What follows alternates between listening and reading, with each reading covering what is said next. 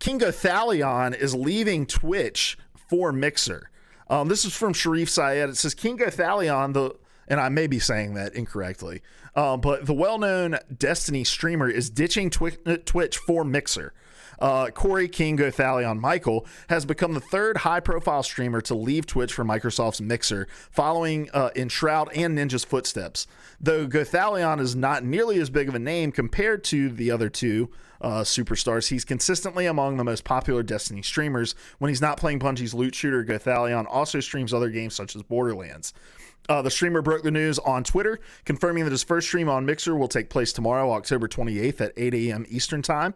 In the announcement video, he said Mixer will allow him to mentor more up-and-coming streamers and raise more money for charity through events he organizes. So I'm not sure how long this video is. Hey guys, it's announcement time. Let's jump right into it. A lot of you have been expecting this, guessing it on Twitter. But as of the 29th, I've never watched this guy. We'll be streaming exclusively on Mixer.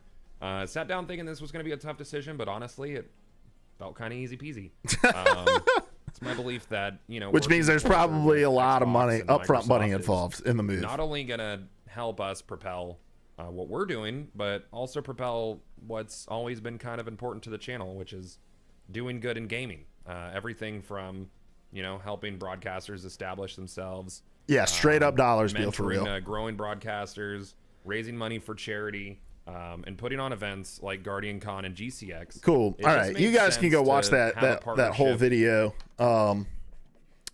over on at Gothalion on Twitter. We talked about the Shroud news last week, and obviously we've talked at length about Ninja as well.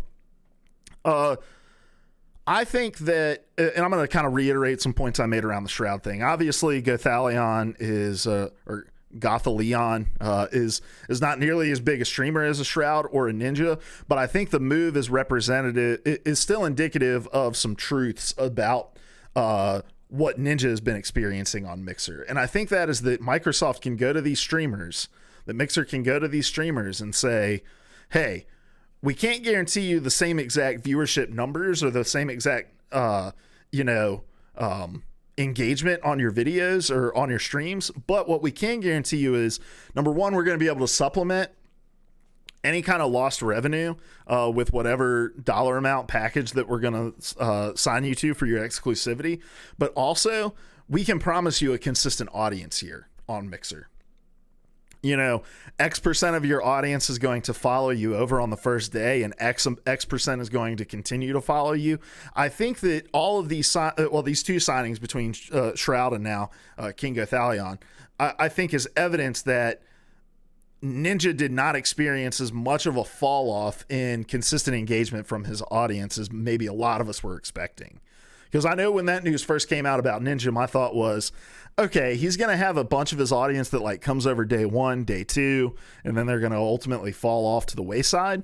But I think that it's evident that fallout hasn't been quite as stark.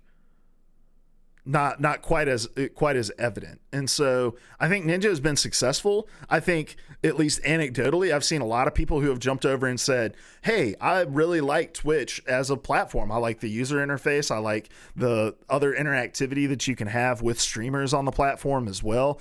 They're constantly, I think the rate at which they release new features on Mixer is far, far faster than Twitch, and that's a result of competition and having to play catch up. That Mixer is constantly looking at their platform saying, how can we improve?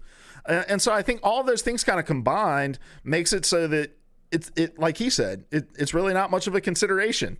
They're supplementing my lost revenue here. There's an audience engagement. People enjoy the platform. And at the end of the day, you're pressing go live and you're doing the same exact thing you were doing on Twitch, but maybe on a platform you just believe in more. And so yeah, I think Mixer's making all the right moves to continue to stay relevant. And I think that this is the important phase of it. You've gotten your big names, you've gotten your Ninjas, you've gotten your Shrouds. Who are these other big names in kind of smaller, more niche communities? Not that Destiny is like smaller niche, but it's smaller and more niche than, Fortnite or Apex Legends or, the big battle royales. And so they're going to have to look to these guys and say, how can we stack our bench down the line, getting people from from the Destiny community, getting people from the Borderlands community, getting people from, like, if we went to Twitch right now, let's do this. If we went to Twitch and we just went to the browse category, you know, you want to start looking like, who are the big Call of Duty streamers that they can go after? Who are the big Rainbow Six streamers they can go after? We haven't really seen a shoe drop on the Overwatch streaming side of things. I don't know how relevant or important that's going to be. League of Legends is another big one that I think they need to try to find a foothold in, because League is so big. You know, Rocket League. And I still fall back on the thing. I think the next step is getting some exclusive streaming rights to, or at least some streaming rights in general to esports.